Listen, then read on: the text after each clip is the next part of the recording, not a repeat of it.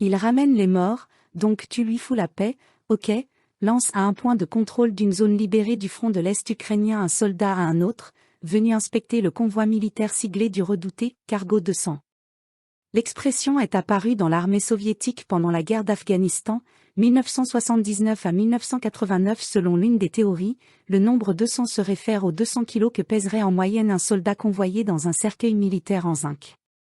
Andriy Tcherniavski, à la tête de cette unité spécialisée du ministère de la Défense dans la région de Donetsk, s'élance sur une route défoncée de cratères d'obus, d'arbres calcinés et de ruines de chars, vers Sviatogirsk, libéré fin septembre après 3 mois d'occupation russe.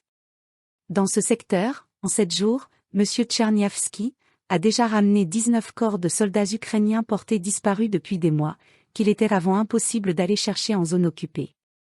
La base de cette expédition est une carte interactive avec des points jaunes associés à des coordonnées GPS.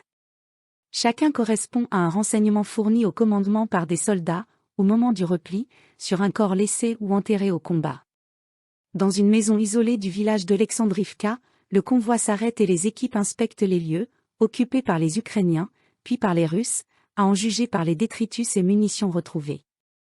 Nous savons qu'une partie de la 81e brigade et des gardes frontières se sont repliés de leur position dans cette maison, les 24 et 25 avril, explique M. Tcherniavski.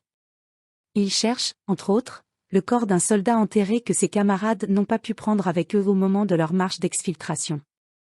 Pour ce genre de recherche complexe, une brigade cynophile spécialisée dans l'exhumation de morts accompagne l'équipe du Cargo 200. Nos 8 chiens ont un dressage différent de celui pour le secours et la recherche des vivants, explique Larissa Borisenko, 51 ans, directrice de cette brigade appartenant à l'ONG de secours et de recherche Antar, basée à Pavlograd.